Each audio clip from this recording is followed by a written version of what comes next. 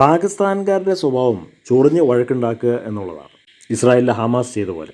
കഴിഞ്ഞ ദിവസം പാകിസ്ഥാൻ പഹൽഗാമിൽ കുറച്ച് ടൂറിസ്റ്റുകളെ വെടിവെച്ച് കൊന്നപ്പോൾ ഇന്ത്യൻ ഗവൺമെൻറ് കട്ടിയുള്ള ഒരു നിയമം അവരുണ്ടാക്കി. സിന്ധു നദീജല കരാർ അവർ മരവിപ്പിച്ചു. അപ്പോൾ ഇതുമൂലം പാകിസ്ഥാന് വെള്ളം കിട്ടാതെ കഷ്ടപ്പാടിൻ്റെ കയ്പുനീർ കുടിച്ച് അവരിയ്ക്കുകയാണ്. അവർക്ക് നേരത്തെ വെള്ളം കിട്ടിക്കൊണ്ടിരുന്നതാണ്. ഇന്ത്യയും പാകിസ്ഥാനും തമ്മിൽ ശത്രുതയൊക്കെ ഉണ്ടെങ്കിലും വാണിജ്യ വ്യവസായ കരാറുകളൊക്കെ രാജ്യങ്ങൾ തമ്മിലുണ്ട്.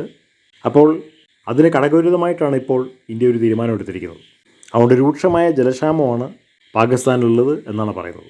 ഇതാരെയാണ് ബാധിക്കുന്നതെന്ന് ചോദിച്ചു കഴിഞ്ഞാൽ അവിടുത്തെ ഐഎസ്ഐ തീവ്രവാദികളെയോ അവിടുത്തെ പണക്കാരെയോ പൗരപ്രമാണിമാരെയോ സർക്കാർ ഉദ്യോഗസ്ഥരെയോ ഗവൺമെൻറ്റിനെ ഒന്നുമല്ല ബാധിക്കുന്നത്, അവിടുത്തെ സാധാരണ ജനങ്ങളെയാണ് ബാധിക്കുന്നത്. ഇപ്പോൾ പാലസ്തീനിലും അങ്ങനെ തന്നെയാണ്.